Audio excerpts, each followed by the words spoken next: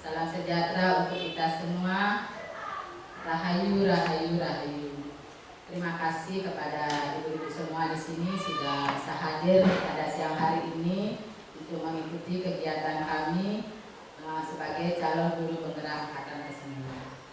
Yang terhormat Ibu Kepala TK Negeri Pembina Singaraja, yang saya hormati semua rekan TK Negeri Pembina Singaraja, untuk hari ini sudah bisa hadir untuk mengikuti kegiatan diseminasi tentang budaya positif. Sebelum acara ini dimulai, kami bacakan susunan acara. Yang pertama yaitu pembukaan, yang kedua yaitu menyanyikan lagu Indonesia Raya, yang ketiga doa, yang keempat yaitu sambutan dari Ibu Kepala Sekolah TK Negeri Pembina Singaraja, yang kelima yaitu materi, dan yang keenam yaitu penutup.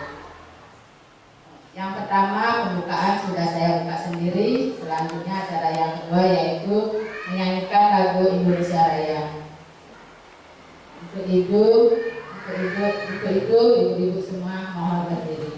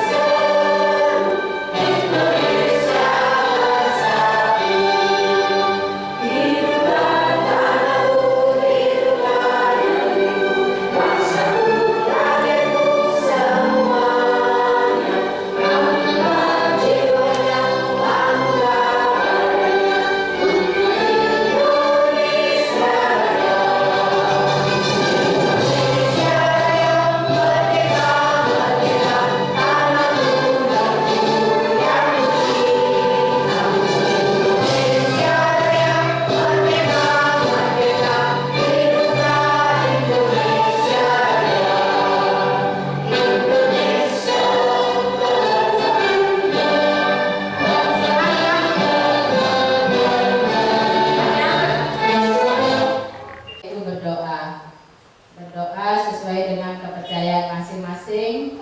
Semoga kegiatan diseminasi ini bisa berjalan dengan lancar. Berdoa mulai. Berdoa selesai. Ibu silakan duduk kembali.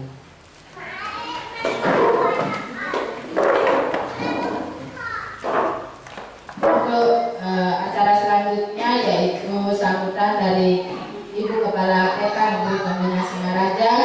Untuk itu kami mohon kepada Ibu untuk dipersilakan memberikan beberapa sambutan untuk kegiatan hari ini.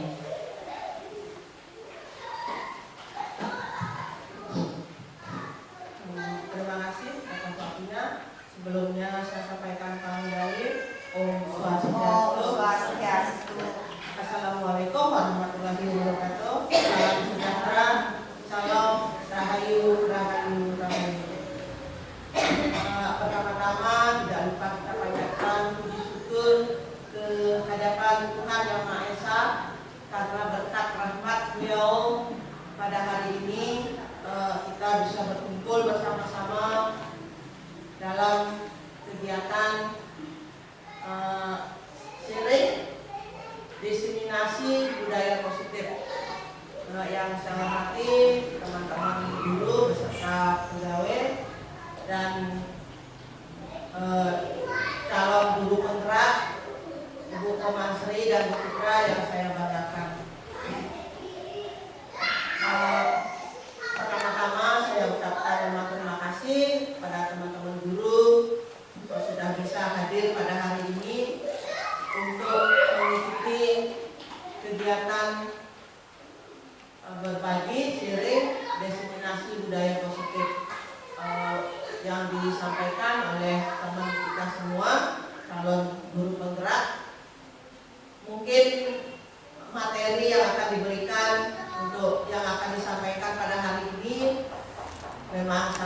baik. Mudah-mudahan kita semua bisa mendengarkan dan nanti mungkin bisa menerapkan pada anak-anak TK Negeri Pembina Singaraja. Untuk itu saya berterima kasih juga pada CPG, ibu-ibu CPG yang hebat untuk hari ini bisa berbagi pada kita semua, dan mudah-mudahan apa yang akan disampaikan nanti bisa bermanfaat untuk kita dan kegiatannya berjalan dengan lancar sampai akhir kegiatan nanti, dan juga sampai akhir pelatihan untuk CPG ibu-ibu berdua. Apapun kegiatannya, yang pasti kami akan support, dan tidak untuk Ibu Citra dan Bu Komang Seri saja, mungkin yang lain juga nanti menyusul. Itu harapan saya, sehingga di TK Negeri Pembina semua guru jadi guru penggerak, ya. Yang terutama yang muda-muda ada Bu Mang Erdia sama Bu Dayu, mungkin sudah tidak mungkin ya Bu ya, tapi akan tetap mensupport teman-teman yang masih muda-muda untuk bisa mengikuti kegiatan ini, untuk bisa mengikuti mendaftar untuk jadi calon guru penggerak, karena memang itu yang diharapkan pemerintah yang lagi angkat-angkatnya. Tetap semangat, tetap ikut mencoba ya, mencoba mengikuti. Mudah-mudahan nanti semua bisa ikut, dan semua guru di TK Negeri Pembina jadi guru penggerak dan bisa berkolaborasi dengan teman sendiri, teman di sini, untuk memajukan lembaga TK Negeri Pembina Singaraja. Ya Bu ya, itu harapan saya, berkolaborasi.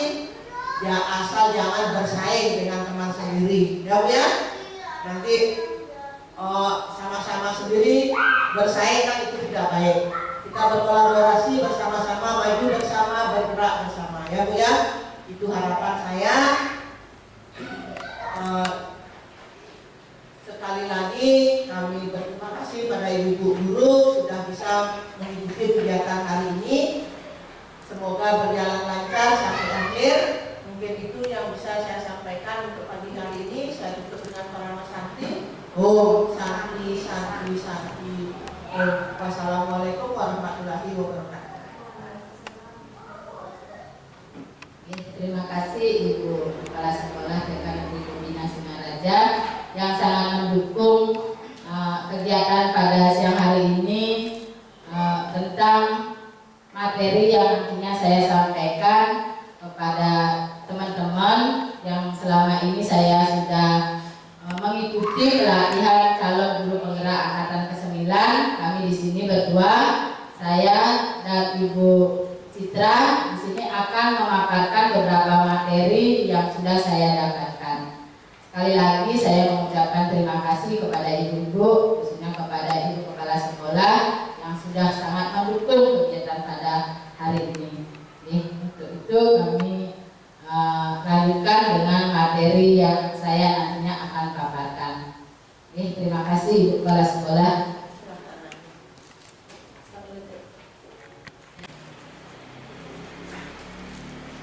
Terima kasih ibu-ibu semua yang sudah hadir pada siang hari ini, sudah sempat menyempatkan waktunya untuk mengikuti kegiatan yang kami lakukan, yaitu diseminasi modul 1.4 sharing pemahaman dan penerapan budaya positif. Sebelumnya kami mohon maaf kepada ibu-ibu semua. Kami di sini berdiri di depan ibu-ibu di sini. Saya ini bukan menggurui ibu-ibu. Ini adalah tugas kami sebagai calon guru penggerak, di mana saya sudah mengikuti pelatihan selama 2 bulan yang saya ikuti, yaitu jadi materi yang saya dapatkan itu saya harus bagikan kepada ibu-ibu semua. Nanti di sini kegiatannya adalah merupakan sharing pemahaman. Jadi saya di sini hanya sharing kepada ibu-ibu. yaitu sharing pemahaman dan penerapan bagaimana kita bisa menerapkan nantinya kegiatan tentang budaya positif. Nah, di sini saya berdua mengikuti kegiatan calon guru penggerak angkatan ke-9. Saya sendiri yaitu Komang Sri Astini dan teman saya Niketut Reni Citrawati. Ya, untuk mempersingkat waktu kami lanjut dengan materinya. Ibu-ibu mungkin sudah mengenal tentang budaya positif. Mungkin ibu-ibu sudah sering mendengar kata budaya positif. Nah, seperti biasa budaya itu kita kenal apa yang sudah ada di lingkungan kita. Positif itu berarti hal yang baik. Mungkin dari ibu-ibu bisa mengutarakan apa sih itu budaya positif. Ayo. Sekarang saya mau tanya dulu sama ibu-ibu. Mungkin dari benak hati ibu itu budaya positif itu seperti apa? Ya, mungkin ada yang tahu? Mungkin sebelumnya kita semangat dulu ya, untuk semangat dulu. Mungkin ibu-ibu masih agak loyo ya. Semuanya bengong melihat saya ini. Coba sekarang pukul semangat dulu ayo. Coba semangat. Semangat.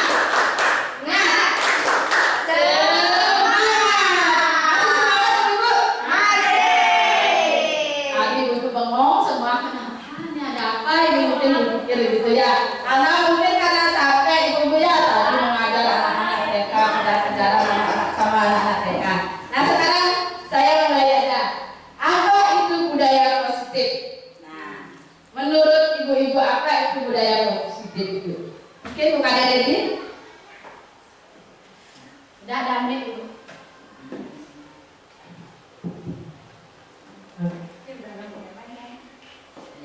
Terima kasih Bu Komang. Kalau menurut saya budaya positif itu adalah kebiasaan-kebiasaan yang baik yang harus kita terapkan di lembaga kita masing-masing. Terima kasih. Iya, terima kasih Bu Kadereti. Jadi benar sekali. Jadi budaya positif itu merupakan kebiasaan yang kita lakukan setiap hari. Mungkin budaya positif ini kita sudah kembangkan kepada anak-anak kita ya setiap hari. Nah, budaya positif ini perlu sekali kita kembangkan kepada anak-anak.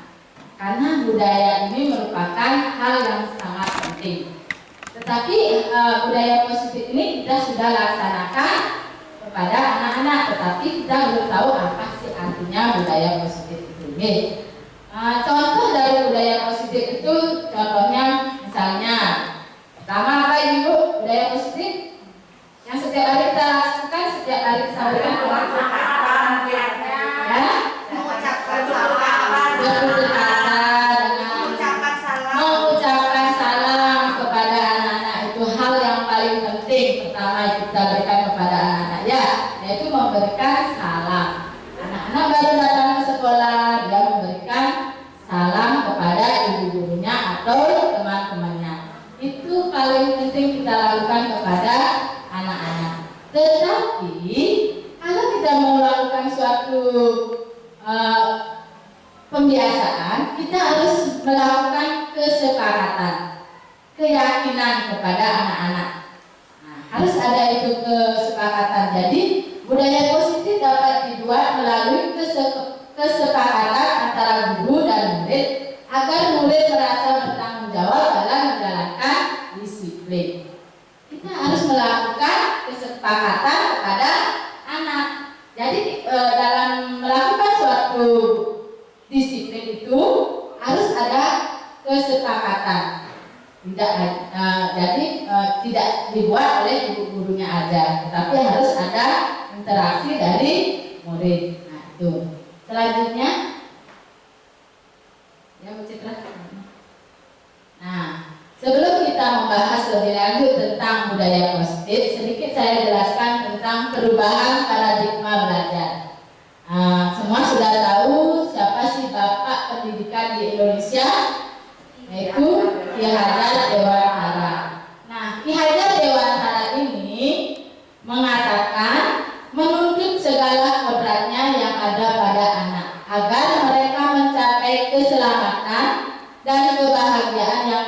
setinggi-tingginya, baik sebagai manusia maupun sebagai anggota masyarakat.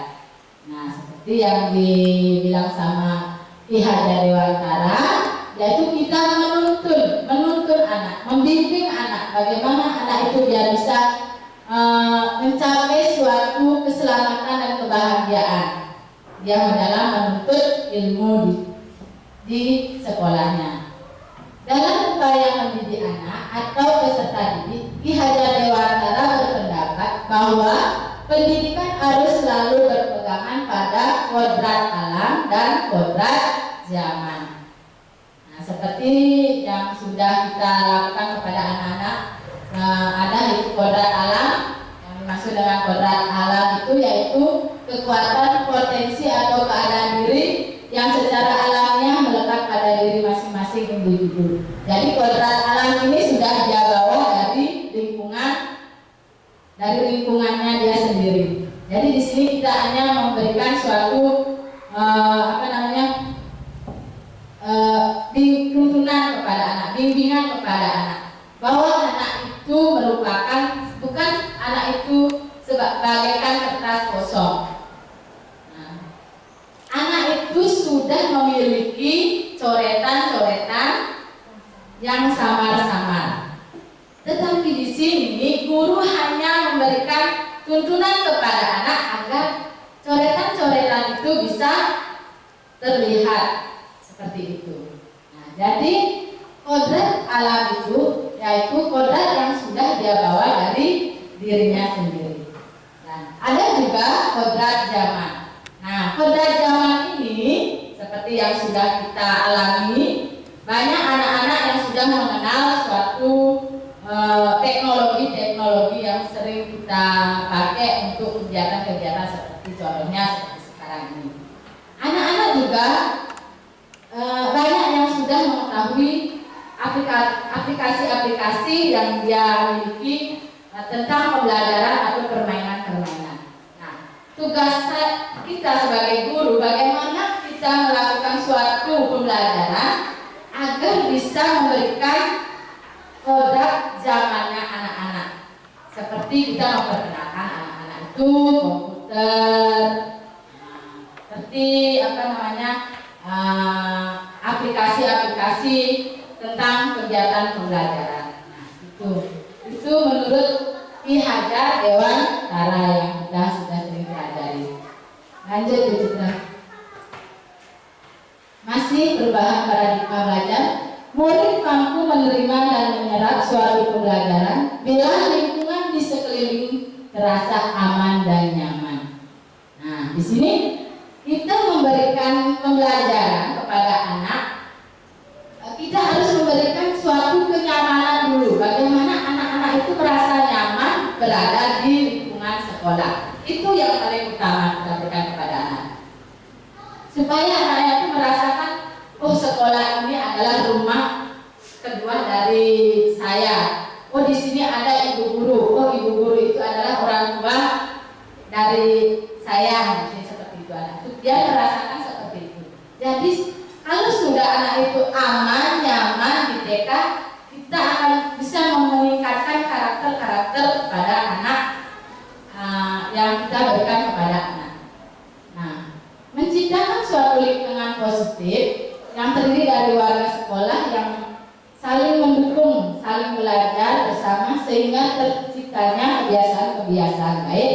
Dari kebiasaan-kebiasaan baik akan tumbuh menjadi karakter-karakter kebiasaan baik akan membentuk sebuah budaya positif. Dengan melakukan suatu kebiasaan-kebiasaan yang baik, kita tidak bisa melakukannya sendiri. Kita melakukan itu, kita harus ada kerjasama dengan siapa? Semua warga sekolah yang ada di sekolah. Kita tidak bisa sendiri melakukan suatu kedisiplinan. Disiplin harus disiplin begini. Nah, itu suatu disiplin itu harus ada kesepakatan dari semua warga sekolah. Nah, nanti itu. Nah, lanjut Bu Citra. Nah, di sini ada beberapa konsep-konsep tentang budaya positif. Yang pertama yaitu disiplin positif dan nilai Yang kedua yaitu motivasi perilaku manusia. Nah, di sini yang pertama disiplin yang harus kita kembangkan, yang kedua motivasi perilaku, bagaimana perilaku kita. Yang ketiga yaitu keyakinan kelas. Yang keempat kebutuhan dasar manusia. Itu harus ada juga kebutuhan dasar manusia. Kita harus tahu juga apa sih kebutuhan dari anak-anak tersebut. Yang kelima ada posisi kontrol restitusi. Dan yang keenam yaitu segitiga restitusi. Dari yang keenam ini mungkin ibu-ibu sudah pernah mendengar kata disiplin positif, sudah pernah mendengar motivasi perilaku, keyakinan kelas, mungkin ibu-ibu sudah pernah mendengarkan. Tetapi mungkin yang belum pernah ibu-ibu dengar, mungkin di konsep-konsep budaya positif yang keenam itu ada segitiga restitusi. Nanti itu akan dipresentasikan oleh Ibu Citra ya. Di sini saya akan mempresentasikan 3 konsep, yaitu yang ke-1, kedua, dan ketiga. Nah, sebelum saya lanjut, saya mau bertanya dulu sama ibu-ibu semua. Ibu-ibu mungkin sudah sering mendengar kata disiplin. Disiplin, setiap hari ibu melakukan suatu disiplin. Ayo anak disiplin. Nah, gimana anak? Kita harus lakukan suatu disiplin. Tidak boleh gini, tidak boleh gini.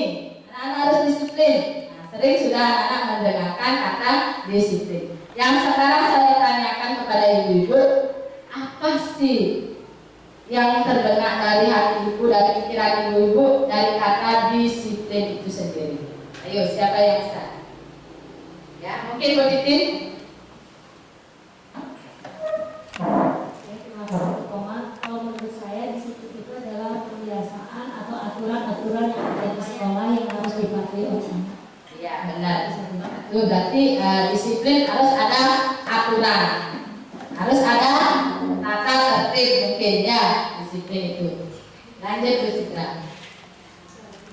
Nah, sebelum kita lakukan mengenal disiplin lebih lanjut, saya akan bermain game dulu sama ibu-ibu semua ya. Nah, gimana ibu setuju? Nah, game ini sama gampang ibu-ibu. Saya panggil 2 orang dulu, ya. WK sama Bu Titin. Ayo Bu Titin.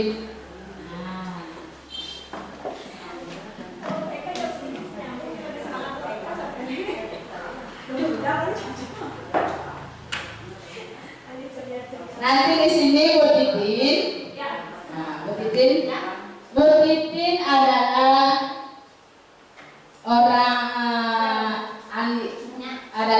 orang yang A ya. Sedangkan Bu Eka yaitu yang ke B. Tugasnya Bu Titin yaitu mengepalkan tangannya. Mengepalkan tangan. Ya boleh aja tangan kanan atau tangan kiri. Kepalkan tangannya dengan sekuat tenaga. Bayangkan bahwa tangan yang ada di Bu Titin ini ada sesuatu yang harus dipertahankan. Dan tugasnya Bu Eka yaitu membujuk bagaimana supaya Bu Titin mau membuka tangan yang dikepalkan. Nah, ya Bu Titin ibaratkan dari anaknya siapa? Gautama. Sedangkan BK merayu, membujuk, boleh mengkritik supaya bisa dibuka tangannya. Ya, ayo. Tepuk tangan dulu ibu. Ayo. Ya, semua boleh satu boleh ya.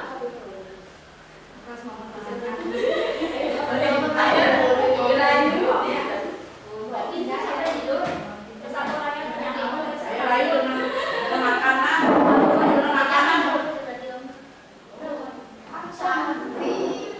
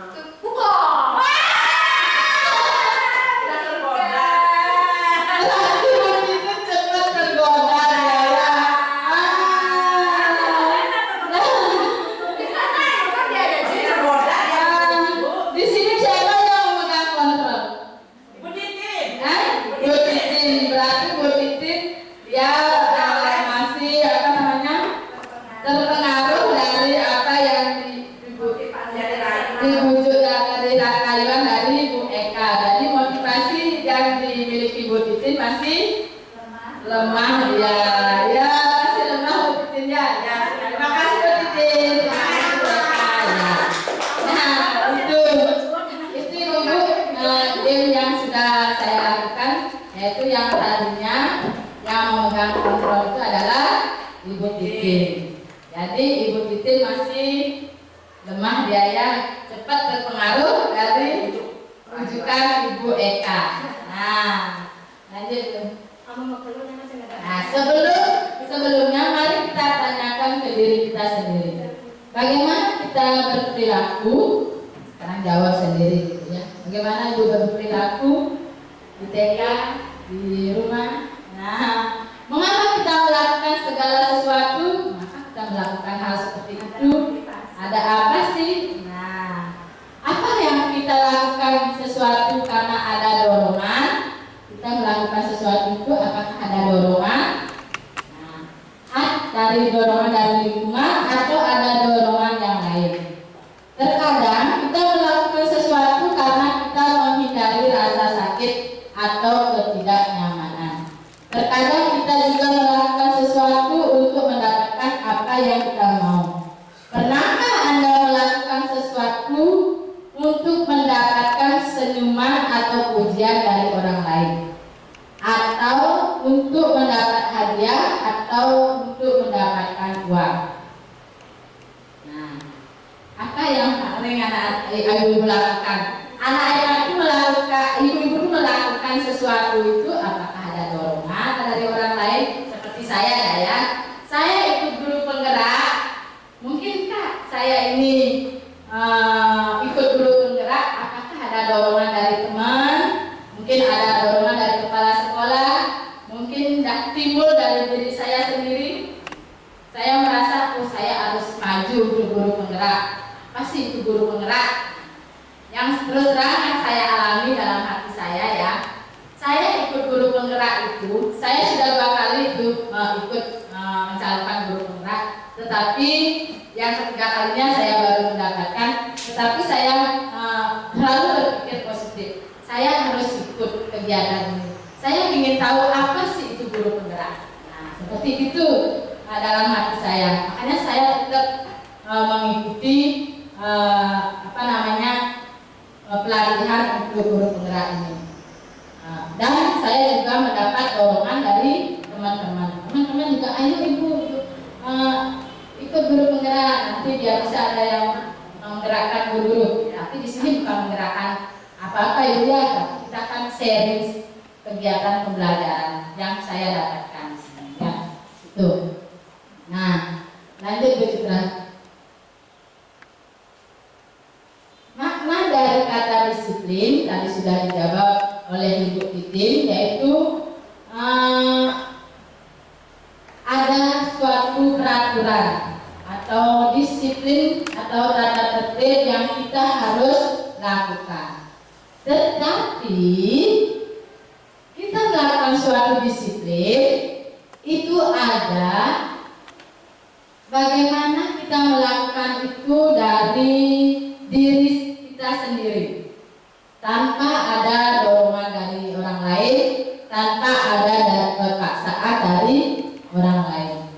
Nah, kalau kita melakukan sesuatu itu dari diri kita sendiri, itu akan lebih bermakna untuk kita sendiri. Ya, kalau misalnya kita melakukan sesuatu atas dorongan dari orang lain, biarpun kita tidak ingin melakukan sesuatu itu, tetapi karena ada dorongan, kemungkinan itu merasakan ketidaknyamanan yang kita alami. Malah hidup ini dari ini gitu, gara-gara ini deh. Nah, biar tidak ada kalimat seperti itu. Nah, kita melakukan sesuatu, kita pikirkan dulu nantinya apa yang harus kita lakukan, biar tidak ada kata-kata menyesal diri kita sendiri. Itu akan lebih menyakitkan dan lebih tidak merasa nyaman untuk kita sendiri. Tetapi tidak salah juga ibu-ibu nantinya kalau misalnya kita melakukan suatu kegiatan, misalnya ada lomba gitu, kalau memang itu positif dan kita ingin ikut kegiatan itu, kita laksanakan dengan baik ya. Nah, itu seperti itu makna dari kata disiplin, yaitu dalam budaya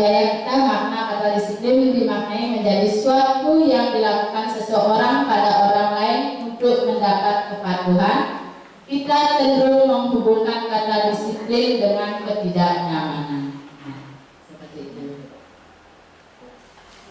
Lanjut Bu Citra. Nah, masih disiplin positif dan nilai kebajikan universal.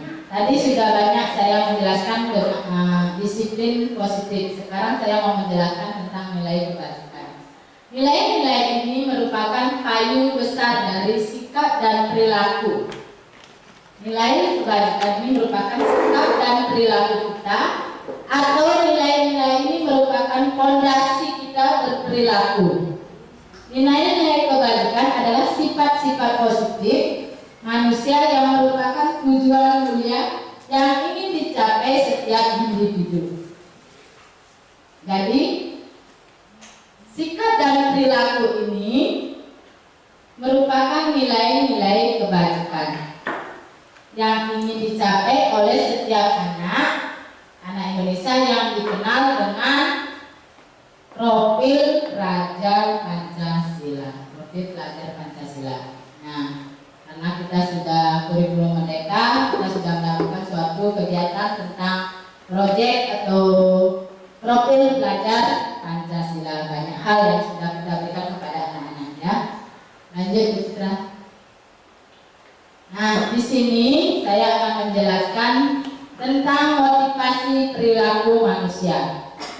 Di sini ada 3 motivasi perilaku manusia yang kita harus kembangkan pada diri kita sendiri. Yang pertama yaitu untuk menghindari ketidaknyamanan atau hukuman. Nah, kita melakukan suatu perilaku yang positif itu kita menghindari dari ketidaknyamanan. Seperti tadi sudah saya berikan contoh, yaitu pada saat kita melakukan suatu kegiatan, lalu itu kegiatan itu tidak keinginan kita sendiri, mungkin akan merasakan ketidaknyamanan. Nah, atau mungkin hukuman mungkin yang ibu-ibu akan rasakan di sini. Nah, terus yang kedua adalah untuk mendapatkan imbalan atau penghargaan. Jadi ibu-ibu melakukan suatu kegiatan yang ibu tidak senangi, tetapi ibu melakukannya itu mungkin karena ada imbalan atau suatu penghargaan. Ya. Terus yang ketiga, nah ini yang terpenting ibu, kita melakukan sesuatu itu untuk menjadi orang yang mereka inginkan dan menghargai diri sendiri dengan nilai-nilai yang mereka percaya. Ini adalah motivasi yang akan membuat seseorang memiliki disiplin positif. Karena motivasi ini bersifat internal. Jadi disiplin yang kita lakukan kepada anak atau pada diri sendiri ini harus timbul dari kita sendiri. Itu yang terpenting ya. Lanjut. Nah, tujuan dari disiplin positif adalah, ini tujuannya kita melakukan disiplin yang bertujuan yaitu menanamkan motivasi pada murid untuk menjadi orang yang mereka inginkan dan menghargai diri sendiri dengan nilai-nilai yang mereka percaya. Ketika murid-murid kita memiliki motivasi tersebut, mereka telah memiliki motivasi intrinsik yang berdampak jangka panjang, motivasi yang tidak akan terpengaruh pada adanya hukuman dan hadiah. Jadi pada saat anak-anak melakukan suatu disiplin, anak-anak jangan buang sampah sembarangan, nanti guru kasih hadiah ya. Nah seperti itu. Nah itu tidak boleh dilakukan pada anak-anak. Karena itu akan menimbulkan anak-anak setiap melakukan kegiatan itu harus mendapatkan imbalan. Terus ada juga kita melakukan suatu hukuman. Boleh kita melakukan suatu hukuman pada anak-anak? Tidak boleh. Itu sangat dilarang untuk melakukan suatu hukuman. Jika anak-anak itu melakukan sesuatu kesalahan, apa yang harus kita lakukan kepada anak tersebut?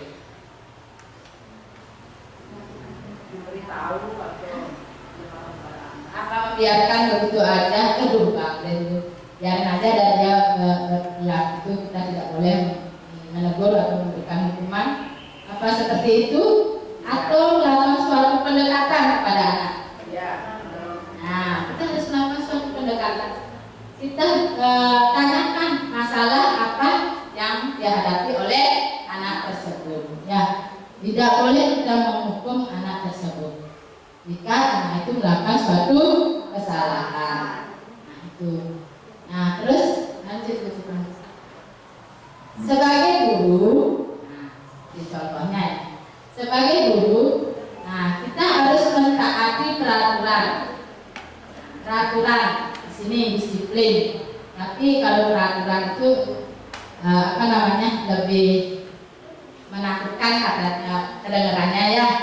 Nah, nantinya akan dibahas bagaimana ada peraturan dan yang jelas, nanti akan saya bahas di sana. Nah, sebagai seorang guru, saat Anda hadir mengajar di kelas tepat waktu. Motivasi apa yang mendasari tindakan ibu guru?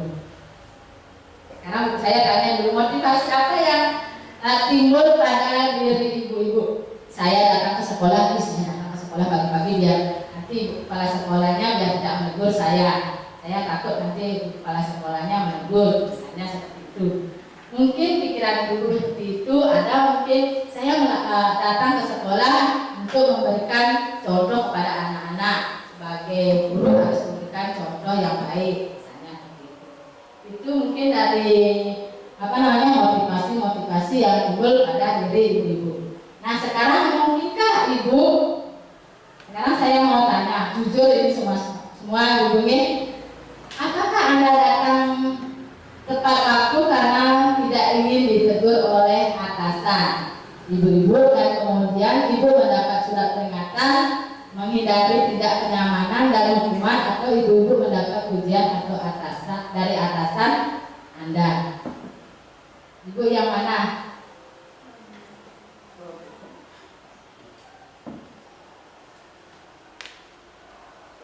Terima kasih kepada Guru Komang.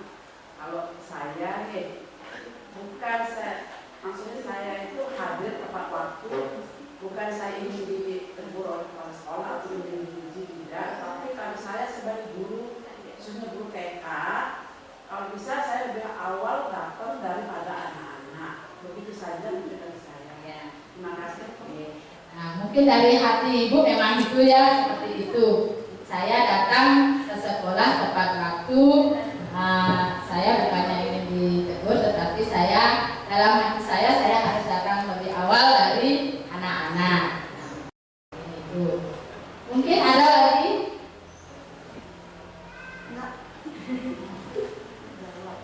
Tapi semuanya jawabannya seperti itu ya. Ya, seperti itu. Kita datang ke sekolah tepat waktu. Kita itu sebagai guru, sebagai contoh dari anak-anak, kalau bisa kita datang lebih awal dari anak-anak.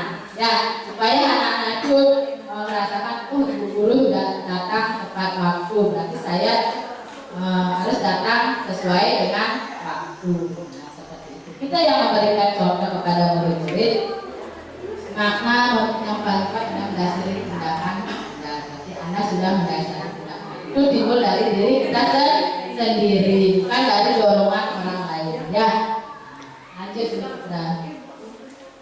Nah, di sini tadi sudah banyak kita membahas tentang motivasi perilaku. Tindakan terhadap suatu pelanggaran pada umumnya berbentuk hukuman atau konsekuensi dan restitusi. Nah, hukuman itu saya sudah jelaskan, yaitu hukuman bersifat satu arah dari pihak guru yang memberikan dan murid hanya menerima suatu hukuman tanpa melalui suatu kesepakatan atau pengarahan dari pihak guru, baik sebelum atau sesudah. Hukuman yang diberikan bisa berupa fisik maupun psikis. Murid disakiti atau oleh suatu perbuatan atau kata-kata. Nah, apakah ibu-ibu sebelum melakukan suatu kegiatan, apakah ibu-ibu melakukan kesepakatan kepada anak? Ya. Sudah? Sudah. guru sudah melakukan suatu kesepakatan. Jika mana kesepakatan itu dilanggar oleh anak-anak, apa yang harus ibu lakukan? Apakah memberikan suatu hukuman?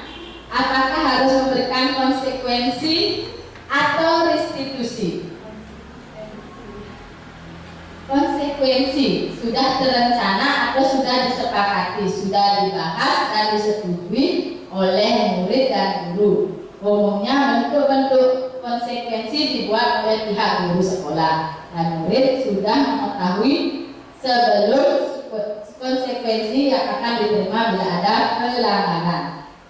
Nah itu. Terus yang restitusi merupakan proses kolaboratif yang mengajarkan murid untuk mencari solusi untuk masalah mereka dan membantu murid berpikir tentang orang seperti apa yang mereka inginkan dan bagaimana mereka harus memperlakukan orang lain. Apa yang harus ibu lakukan jika kesepakatan yang kita sepakati dengan anak-anak itu dilarang, dilanggar oleh anak-anak? Mungkin ada yang bisa? Pasti kita sudah melakukan suatu kesepakatan kepada anak-anak. Terus apa yang harus ibu lakukan jika kesepakatan itu dilanggar?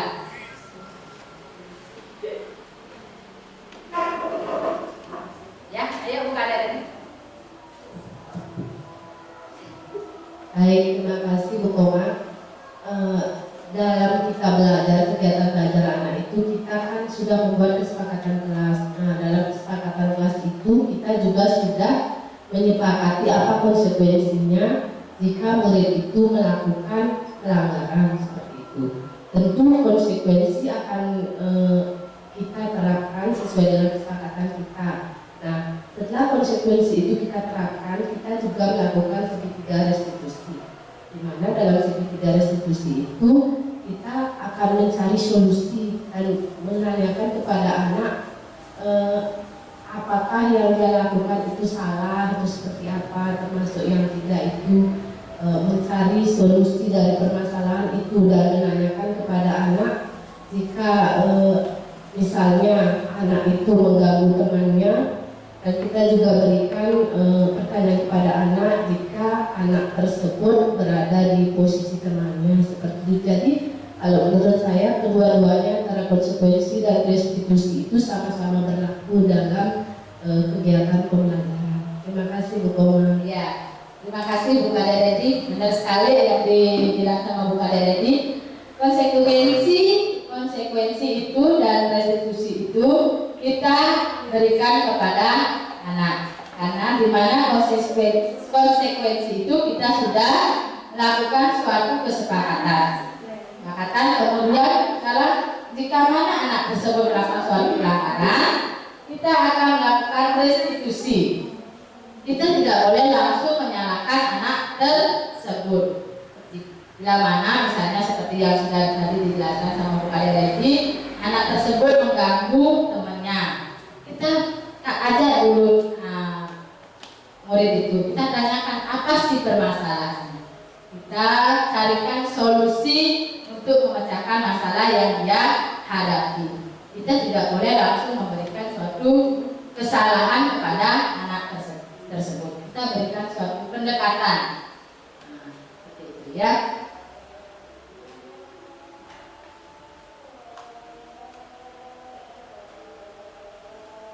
Nah, selanjutnya yaitu keyakinan kelas. Nah, di sini Ibu, keyakinan kelas ini, keyakinan kelas bersifat lebih abstrak daripada peraturan yang lebih rinci dan konkret. Kita akan melakukan suatu peraturan. Nah, di sini kita akan melakukan suatu keyakinan kelas. Keyakinan kelas itu lebih, kalimat yang digunakan lebih positif nantinya. Keyakinan kelas berupaya pernyataan universal. Pernyataan keyakinan kelas senantiasa dibuat dalam bentuk kalimat positif. Yang dimaksud dengan kalimat positif ini, nah saya berikan contoh. Misalnya kan ada peraturan anak tidak boleh membuang sampah sembarangan.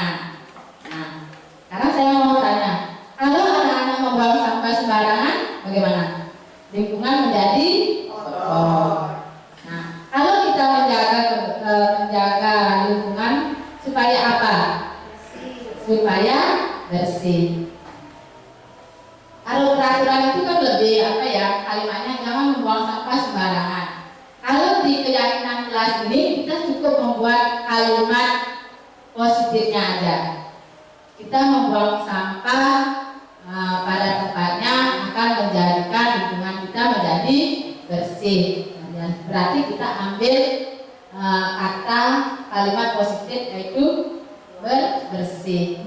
Itu aja, bersih. Berarti anak-anak sudah mengingat ya, oh bersih. Berarti kita harus, lingkungan kita harus dalam keadaan bersih. Untuk biar lingkungan kita bersih, kita tidak boleh membuang sampah sembarangan.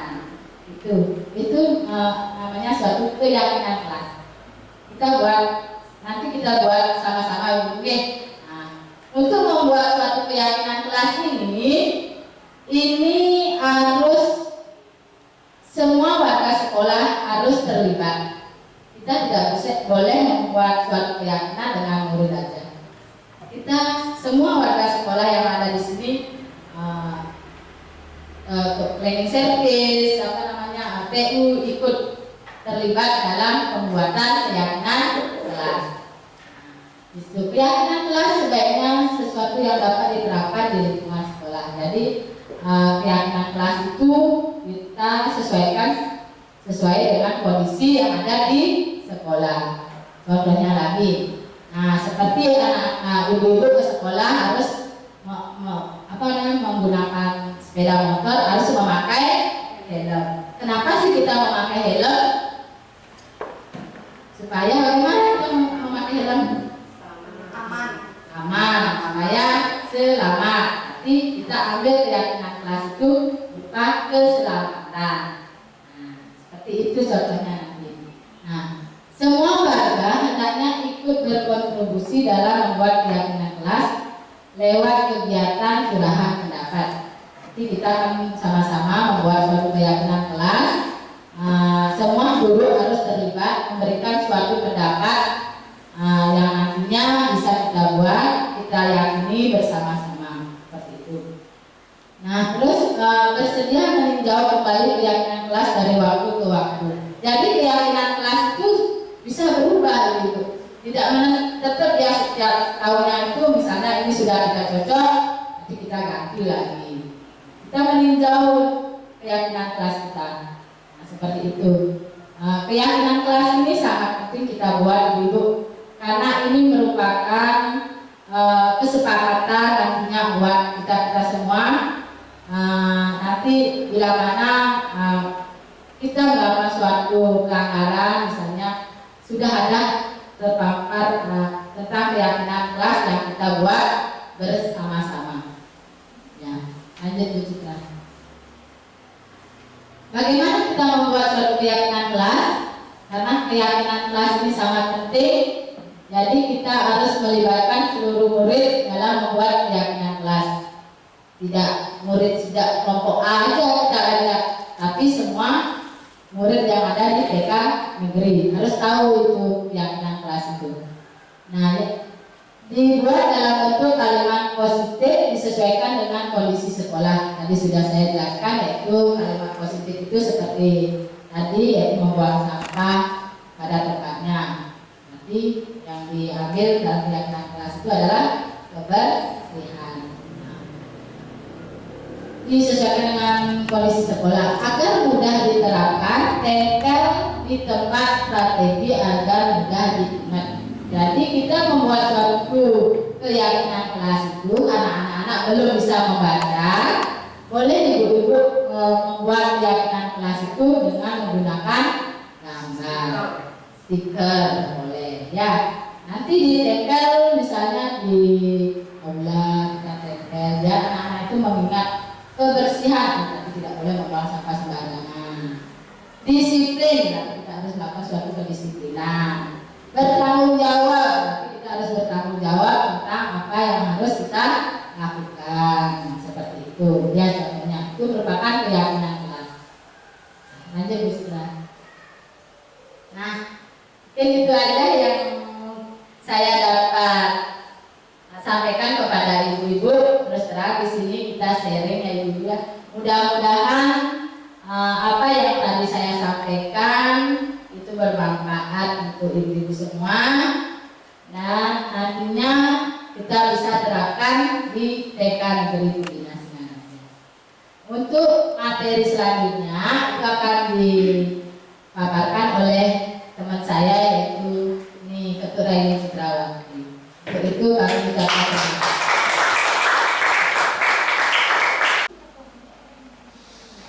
Selamat siang ibu-ibu guru semua. Selamat siang. Masih semangat ya walaupun sudah siang. Masih.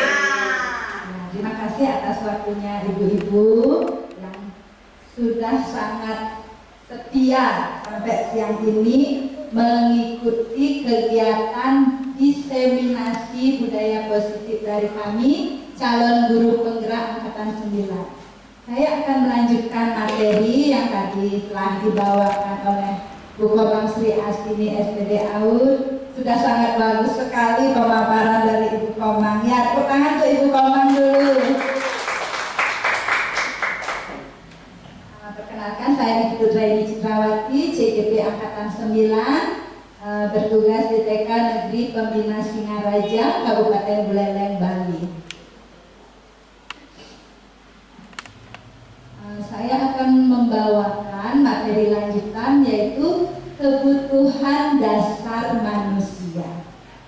Kita sebagai manusia memiliki banyak kebutuhan ya ibu-ibu ya. Kebutuhan dasar yang paling mendasar ini ada 5 ibu-ibu. Apa sih kebutuhan dasar manusia itu? Apakah ada ibu-ibu yang mempunyai pendapat mengenai kebutuhan dasar manusia?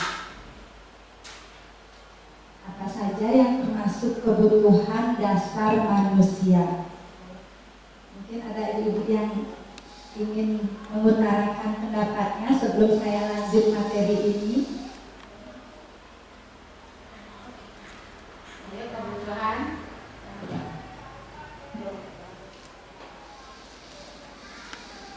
Mungkin kebutuhan dasar yang kita miliki yaitu kasih sayang. Mungkin itu dari temannya lain. Dari Bu Komang mengungkapkan bahwa kita sebagai manusia memiliki kebutuhan dasar yaitu kebutuhan akan cinta dan kasih sayang. Benar nggak ibu-ibu? Benar. Kita butuh disayang, diperhatikan. Anak-anak juga seperti itu, apalagi anak TK ya, disayang, senang sekali ya disayang sama bu guru. Mungkin ada ibu guru yang ingin mengungkapkan apalagi kebutuhan dasar manusia lainnya. Ibu, Tambahan tadi kalau hukuman saya, di sini ada saya tambahan kebutuhan psikologis, kebutuhan akan rasa aman, dan itu kebutuhan akan penghargaan dan kebutuhan akan aktualisasi, jadi aman. Jadi ada rasa sayang, ada aman juga, ada psikologi. Terima kasih. terima kasih Bu Komang atas pendapatnya. Benar ya, kita sangat membutuhkan rasa aman. Bagaimana kita bisa melakukan kegiatan dengan rasa aman? Nah, kebutuhan dasar manusia itu adalah seluruh tindakan manusia yang memiliki tujuan tertentu. Semua yang kita lakukan adalah usaha terbaik kita untuk mendapatkan apa yang kita inginkan. Misalnya, ibu-ibu memiliki kebutuhan dasar untuk makan. Ya, itu termasuk kebutuhan, salah satu kebutuhan dasar manusia. Nah, next.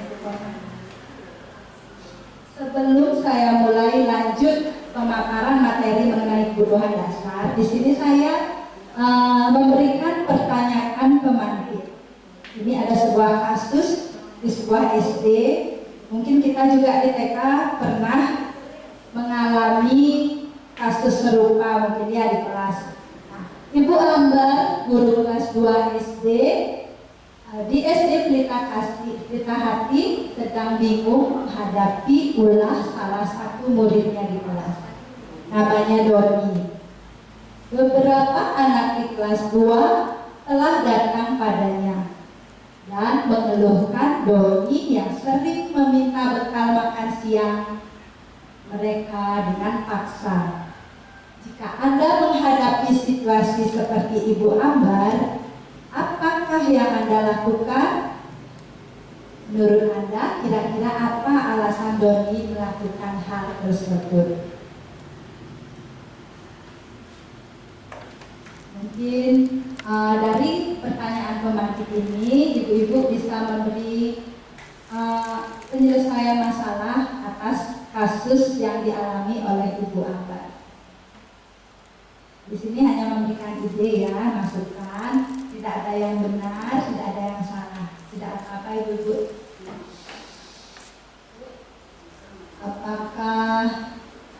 Apakah alasannya Doni melakukan hal tersebut?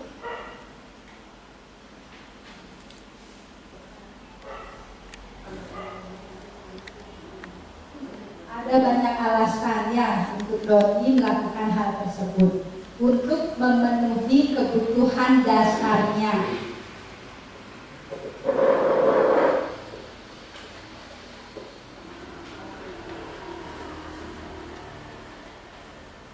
Baik, saya perlihatkan dulu apa saja kebutuhan dasar manusia. Kebutuhan dasar apakah yang berusaha dipenuhi oleh Doni dari kasus tersebut? Yang pertama ada kebutuhan bertahan hidup.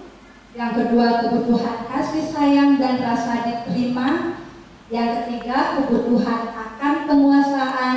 Yang keempat kebutuhan akan kebebasan. Yang kelima kebutuhan akan kesenangan. Kira-kira yang mana yang ingin dipenuhi oleh Doni pada kasus tersebut?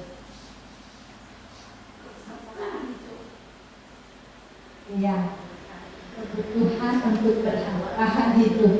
Doni membutuhkan makan, ya. Nah, next comment. Ketika ditanya oleh Ibu Ambar, jawaban Doni adalah karena ia merasa lapar dan orang tuanya tidak membawakan bekal makanan dari rumah. Doni berbuat seperti itu ingin memenuhi kebutuhannya, kebutuhan untuk bertahan hidup. Ya, benar atau salah kira-kira perbuatannya Doni, ibu-ibu? Salah, tapi dia melakukan itu untuk berusaha memenuhi kebutuhan dasarnya. Next. Kebutuhan bertahan hidup adalah kebutuhan yang bersifat fisiologis. Misalnya, ada kesehatan, makanan, dan rumah. Kebutuhan biologis sebagai bagian dari proses reproduksi termasuk juga kebutuhan untuk bertahan hidup.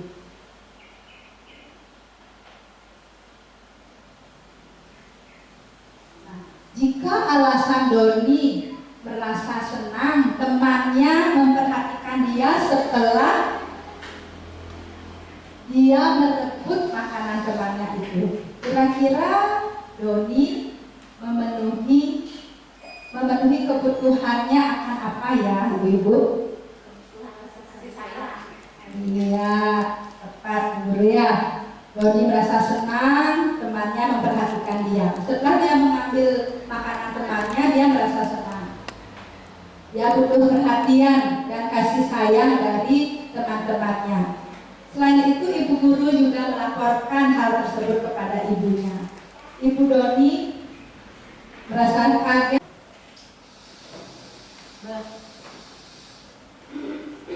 Jawaban Doni merasa hebat karena temannya jadi takut sama dia setelah Doni mengambil makanan milik temannya. Itu kira-kira kebutuhan apa ya yang ingin dipenuhi Doni?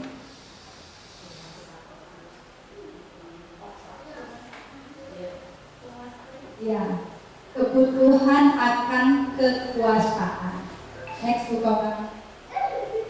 Kebutuhan akan kekuasaan atau penguasaan adalah kekuatan untuk mencapai sesuatu. Anak bisa menjadi kompeten, anak juga akan diakui atas prestasinya. Next. Jika jawaban Doni dia merasa bosan dengan makanan yang itu saja yang dibawakan oleh ibunya, Doni kira-kira ingin memenuhi kebutuhan dasarnya, kebutuhan apa ya?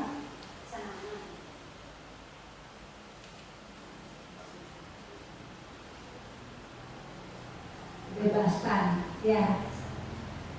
Kebebasan. Dia ingin bebas memilih makanan apa yang dia sukai. Makanan yang bervariasi, yang seperti dia lihat milik teman-temannya. Kebutuhan akan kebebasan. Kebutuhan ini termasuk kebutuhan akan kemandirian, otonomi, mampu mengendalikan arah hidup seseorang. Dia ingin merasa bebas, tidak terkekang oleh aturan yang berlaku. Jika jawaban Doni merasa senang melihat ekspresi wajah temannya setelah makanannya diambil, misalnya temannya merasa marah, merasa sedih, menangis setelah dia diambil makanannya, kira-kira Doni ingin memenuhi kebutuhan apa?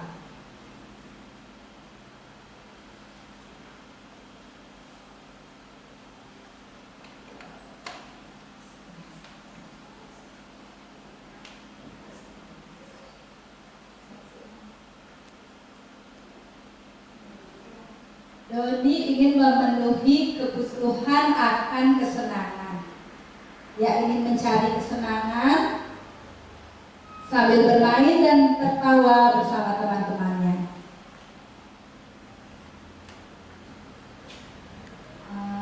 Setelah 5 kebutuhan dasar manusia, apakah ibu-ibu ada pertanyaan mengenai 5 kebutuhan dasar manusia tadi?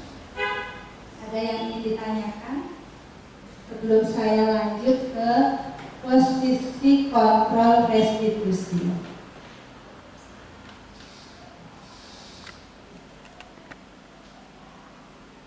Lanjut ibu-ibu ya. Ya, saya akan lanjut posisi kontrol restitusi. Kita sebagai guru dalam menyelesaikan segala permasalahan yang kita hadapi di TK, di lembaga kita, sehari-hari anak-anak pasti biasanya ada saja perbuatan anak-anak yang berbuat salah seperti itu ya, entah itu terlambat datang ke sekolah, mengganggu teman, membuang sampah sembarangan, tidak mengerjakan tugas hingga selesai, atau membuat kegaduhan di kelas misalnya. Nah, posisi kontrol kita sebagai guru ada 5. Yang pertama ada posisi penghukum. Kedua ada posisi pembuat merasa bersalah. Ketiga ada posisi teman. Keempat posisi sebagai pemantau. Kelima ada posisi sebagai manajer. Bagaimanakah dalam posisi-posisi tersebut tindakan yang guru lakukan?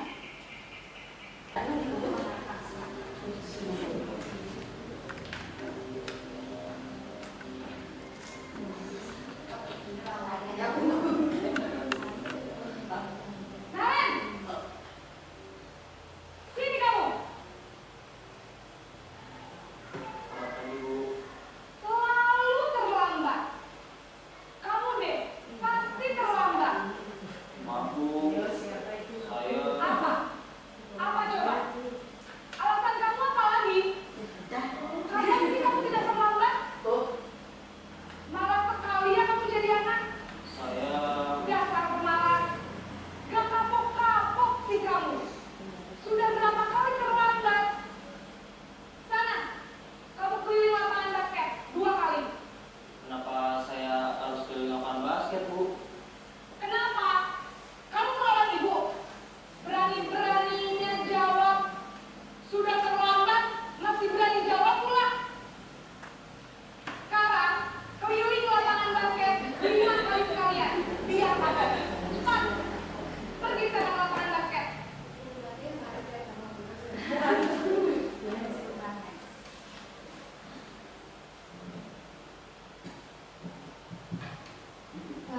posisi guru sebagai penghukum pada video tadi, guru sangat tampak galak, ya, menghardik, berkaca pinggang, menunjuk-nunjuk siswa serta membentak.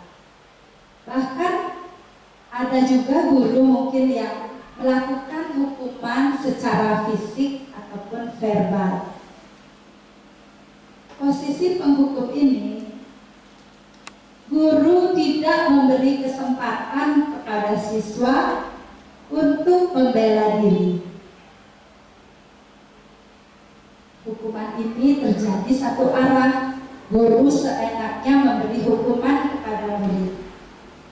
Dampak dari posisi guru sebagai penghukum ini sangat negatif, ya. Murid jadi cenderung sebagai pemberontak. Murid bisa saja dendam kepada guru tersebut, bahkan tidak menyukai guru itu. Selanjutnya, ilustrasi video guru. Kata-kata yang biasanya dilontarkan oleh guru sebagai penghukum yaitu patuhi aturan saya atau awas, seperti itu. Kamu ini selalu saja salah. Guru selalu menyalahkan murid dengan kata-katanya. Berikut posisi kontrol guru sebagai pembuat merasa bersalah. Bagaimanakah murid dibuat oleh guru ini merasa bersalah?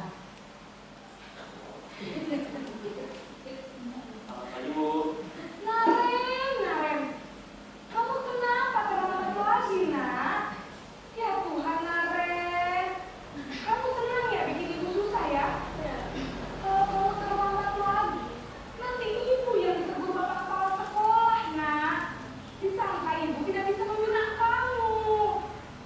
Duh, gimana ini?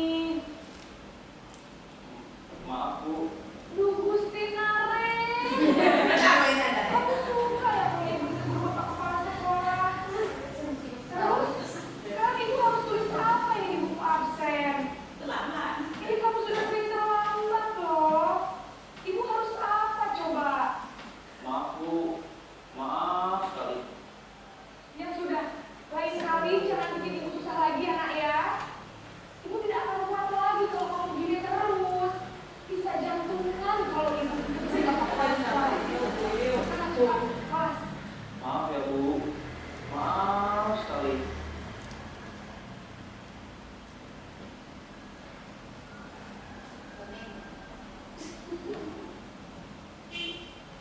Posisi guru sebagai pembuat merasa bersalah. Di sana guru cenderung mengeluarkan suara yang lembut, tidak terlalu galak seperti yang tadi pada posisi penghukum.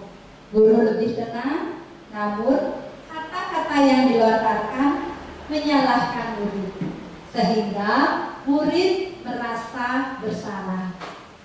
Dampak dari posisi guru sebagai pembuat merasa bersalah yaitu dapat membuat murid merasa memiliki perasaan bersalah, rendah diri, bahkan murid bisa menarik diri dari lingkungan.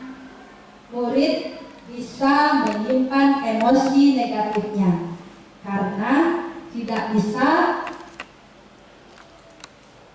menjawab atau membalas apa yang dilakukan guru kepadanya, seperti itu.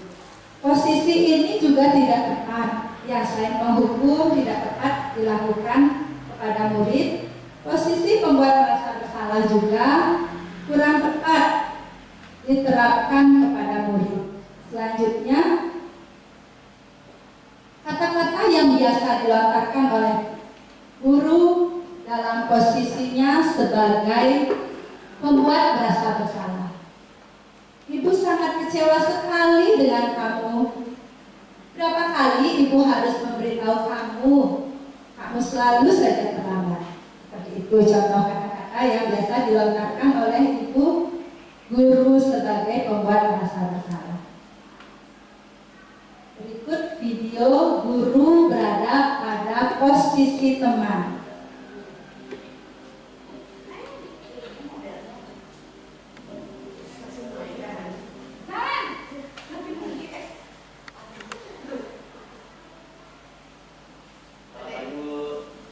Wah, sudah jam berapa ini, Nak? Terlambat lagi ya, sayang. Iya Bu, habis ibu saya belum bangunkan saya Bu. Kamu malah menyalahkan ibu kamu. Kamu bukannya anak yang larinya paling kencang. Kok terlambat sih? Iya Bu, saya memang terlambat bangun tadi. Jadi biarpun saya lari kencang, tetap nggak kekejar Bu. Ya sudah sana. Nanti lain kali larinya lebih kencang lagi ya. Biar gak terlambat lagi. Bikin seneng ibu. Demi ibu. Bisa kan? Bisa Bu. Ya sudah sana masuk kelas. Ibu beresin urusan absen kamu. Kamu ini ada-ada saja. Aduh, jam siapa? Dia penjaga.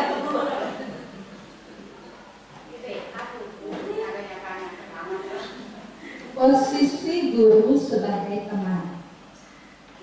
Pada ilustrasi video tadi, suara guru sangat ramah pada murid yang terlambat. Cenderung bersenda gurau untuk menghangatkan suasana. Di sana murid akan merasa senang, aman, dan akrab dengan gurunya. Dampak dari posisi kontrol guru sebagai teman, yaitu anak akan memiliki ketergantungan terhadap satu orang. Murid menjadi tidak mandiri. Jika nanti suatu saat ada guru lain yang masuk ke kelasnya, dia bisa tidak mentaati aturan atau keyakinan kelas yang ada di kelasnya tanpa guru tersebut, seperti itu. Dampaknya dia hanya taat kepada satu orang guru yang dekat dengan dia. Posisi kontrol guru sebagai teman biasanya melontarkan kata-kata seperti berikut. Ayo, bantulah ibu.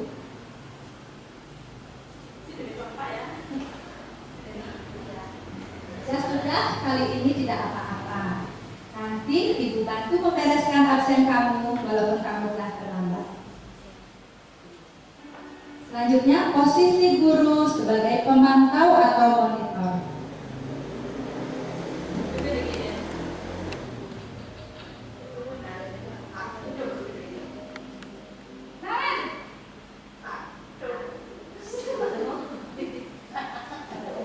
Lagi Bu.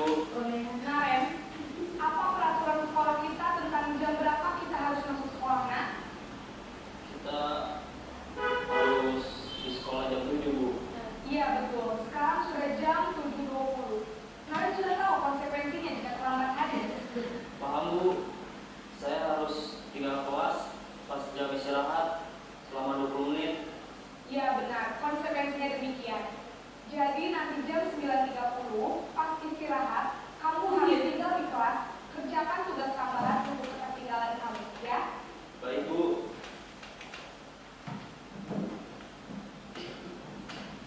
Posisi guru sebagai pemantau. Dalam ilustrasi video tadi, suara guru tampak datar, tidak emosional, tidak juga bersenda gurau, tidak berbicara dengan nada tinggi dan cenderung bersikap formal, seperti itu. Nah, dalam hal posisi guru sebagai pemantau, ini ada komunikasi dua arah, bukan seperti guru dalam posisi kontrol sebagai penghukum tadi. Di sini anak-anak atau siswa diajak memecahkan masalah. Dia mendapatkan konsekuensi dari perbuatan mereka yang salah, seperti itu. Dampak dari posisi guru sebagai pemantau ini adalah murid tidak sepenuhnya memahami nilai kebajikan yang dituju. Murid juga menjadi tidak mandiri, selalu bergantung pada aturan yang berlaku di sekolah. Posisi guru sebagai pemantau biasanya melontarkan kata seperti berikut. Apa yang telah kamu lakukan? Sanksi atau konsekuensi apa yang sebaiknya kamu dapatkan? Terakhir, ilustrasi video posisi guru sebagai manajer.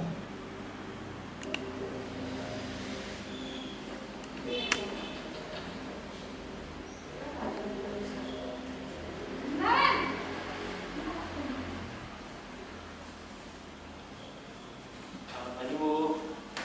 Selamat pagi, Naren. Maaf, Bu, saya terlambat. Iya, sekolah masuknya jam 7, sekarang sudah jam 7.20. Jadi sekarang bagaimana ini, Naren? Maaf, Bu, saya lupa soal alarm saya semalam. Baiklah, menurut kamu, keyakinan sekolah yang mana yang perlu kamu tingkatkan? Menghargai diri sendiri dan orang lain mungkin ya, Bu. Setuju. Jadi, apakah Naren meyakini prinsip saling menghormati tersebut? Iya, Bu, saya meyakininya. Apakah Naren bersedia memperbaiki masalah keterlambatan ini? Bersedia, Bu. Bagaimana kamu akan memperbaiki masalah keterlambatan ini? Saya akan coba untuk tidak lupa menyetel alarm saya, Bu. Baik, pun kalau Naren mau menyetel alarm di rumah, ada orang yang kira-kira bisa bantu mengingatkan tidak? Ada, Bu. Kata saya, Kak Emma. Ada lagi selain Kak Emma? Selain Kak Emma, ada ibu saya. Baik, jadi yang mengingatkan Naren adalah Kak Emma dan ibu kalian. Kira-kira akan mulai setel alarm kapan nih, Naren? Setelah pulang sekolah, akan segera saya lakukan. Baik, jadi Naren akan setel alarm untuk bangun besok pagi dan akan diingatkan oleh kakak dan ibunda Naren ya.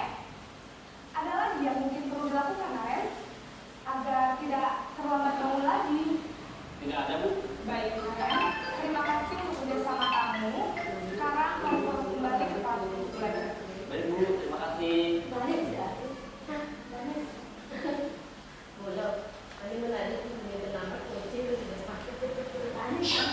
Baik, selanjutnya terakhir posisi kontrol guru sebagai manajer.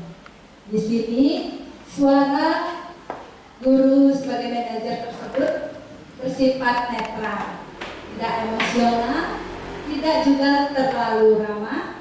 Guru membimbing murid untuk memecahkan masalahnya secara mandiri. Guru dalam posisi kontrol sebagai manajer biasanya menerapkan segitiga restitusi. Apa yang dimaksud dengan segitiga restitusi? Sebentar, saya akan ulas setelah posisi kontrol. Dampak yang terjadi pada murid setelah guru menerapkan posisi kontrol sebagai manajer adalah murid akan mampu mandiri. Murid merasa lebih percaya diri dan dapat memecahkan masalahnya sendiri. Seperti tadi yang kita lihat dalam ilustrasi video tadi, murid jadi bisa mengatasi bagaimana caranya agar dia tidak terlambat lagi datang ke sekolah. Misalnya dengan menyetel alarm atau meminta bantuan kepada kakak ataupun ibunya untuk membantu mengingatkan atau membangunkan pada pagi hari. Posisi kontrol guru sebagai manajer biasanya melontarkan kata-kata seperti, apa yang kita yakini? Apakah kamu meyakininya? Seperti itu. Dalam posisi kontrol restitusi ini ada sebagai penghukum tadi, pembuat merasa bersalah, sebagai teman, sebagai pemantau. Kita sebagai guru sebaiknya berada pada posisi kontrol guru sebagai manajer. Karena itu yang paling tepat, bisa memecahkan masalah pada siswa dengan cara ada 3 tahapan tadi yang diterapkan oleh guru sebagai manajer, yaitu itu melalui penerapan segitiga restitusi. Guru sebagai manajer sebelumnya biasanya mereka telah memiliki kemampuan sebagai teman dan sebagai pemantau. Guru mendukung murid menentukan solusi atas permasalahannya sendiri. Dalam posisi kontrol, guru sebagai manajer akan mampu menjadikan murid pribadi yang mandiri, merdeka, bertanggung jawab atas segala perilaku dan sikapnya.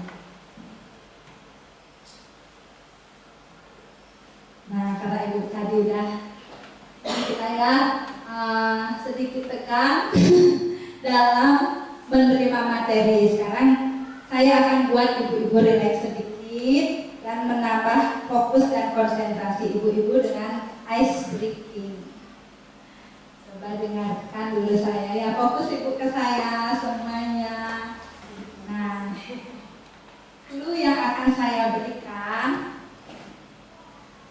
ini jempol saya, ini ayam. Coba ibu-ibu dudukkan. Ini ayam. Ini ayam. Yang ini kambing. Yang ini kambing. Kalau yang ini sapi. Kalau yang ini sapi. Coba ibu guru akan saya tanya. Ibu siap menjawab ya. Ya. Ini apa? Ini kambing. Ini sapi. Ini kambing. Kurang konsentrasi. Oh, betul. Kurang konsentrasi, coba diteliti dulu. Tahu lapar. Tinggi dulu.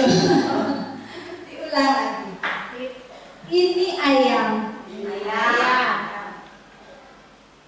Yang ini kambing. Ini kambing. Yang ini kambing. Yang ini kambing. Kalau ini sapi. Yang ini sapi. Kalau yang ini. Jempol. Kalau yang ini. Bebek. Ayo konsentrasinya. Kalau yang ini. Ayam. Pintar, bagus. Bu Titin, bertahan ya Bu Titin. Masih berkonsentrasi. Nah, ibu lihat cluenya. Yaudah. Ini games untuk ibu-ibu berkonsentrasi. Diulang ya. Diingat. Ini ayam. Ini ayam. Yang ini kambing. Yang ini kambing. Kalau yang ini sapi. Kalau yang ini sapi. Yang ini apa?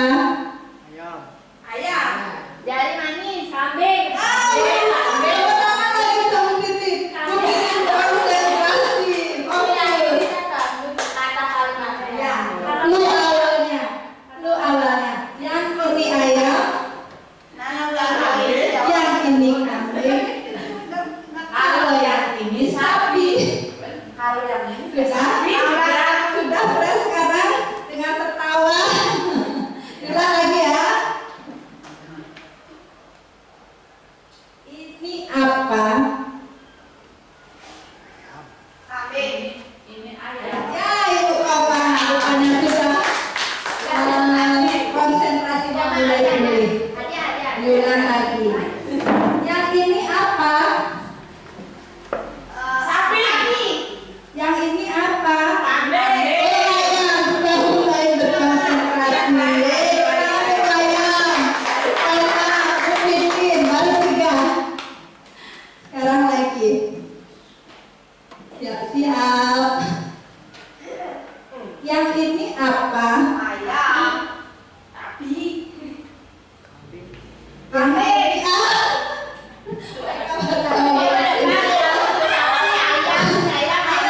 ini belum jawab. Kalau yang ini apa? Ini sudah menemukan cluenya. Konsentrasi. Tepuk tangan dulu semua. Ya,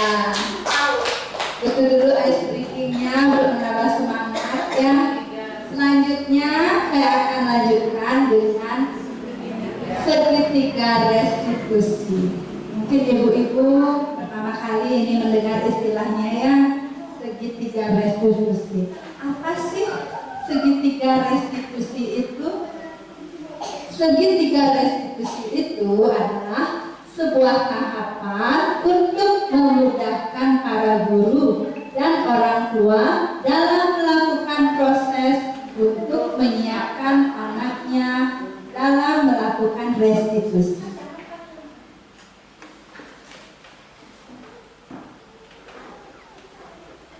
Dalam segitiga restitusi tersebut ada 3 tahapan. Seperti bentuknya segitiga, yaitu ada 3 tahapan. Tahapan yang pertama yaitu validasi tindakan yang salah. Kedua, menstabilkan identitas. Yang ketiga, menanyakan keyakinan.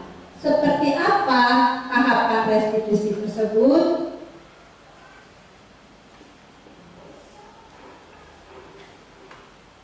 Guru biasanya menerapkan segitiga restitusi ini dalam menyelesaikan masalah.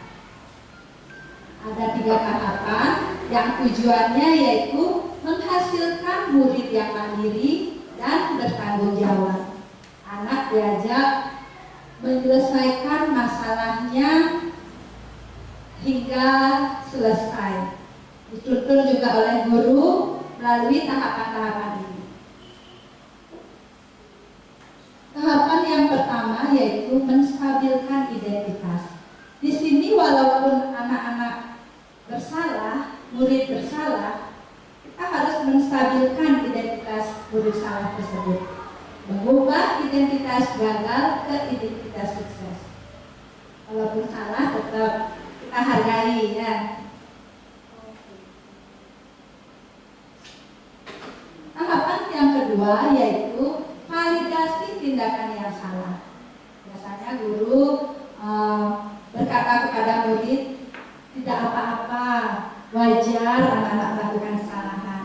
Kesalahan adalah bersifat manusiawi. Ibu juga pernah melakukan kesalahan seperti itu. Setiap tindakan anak melakukan kesalahan pasti memiliki suatu tujuan. Apa motivasi seorang anak melakukan suatu kesalahan? Tahapan restitusi yang ketiga yaitu menanyakan keyakinan. Murid dihubungkan dengan nilai-nilai yang dia yakini dan berpindah menjadi orang yang dia inginkan. Misalnya seperti ini. Kalau kamu melakukan kesalahan ini mengganggu teman, kira-kira keyakinan apa yang telah kamu langgar? Misalnya menghormati orang lain, Bu Guru, seperti itu. Kita tanyakan keyakinan pada anak. Berikut saya contohkan kasus. Ya, ada contoh kasus yang telah saya terapkan di sekolah. Dan untuk menyelesaikan masalah menggunakan segitiga restitusi.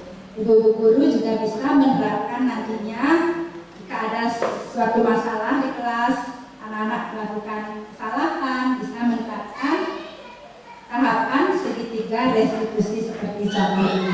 Contoh kasus pertama, Vina tidak terima buku gambarnya dicoret oleh temannya. Ia merasa marah dan tidak bisa menahan emosinya.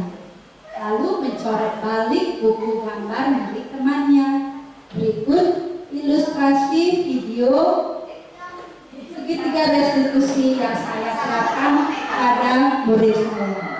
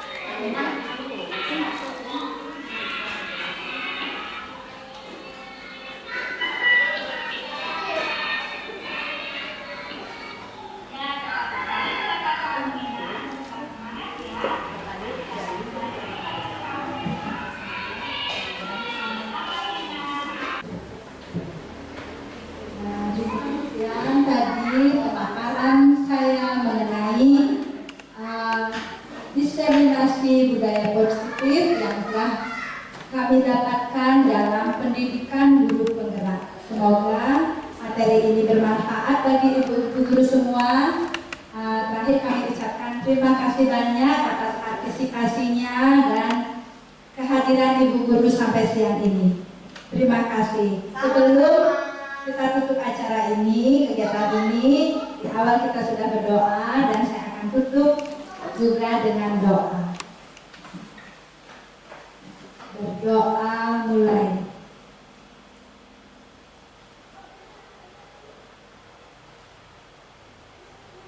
Berdoa selesai.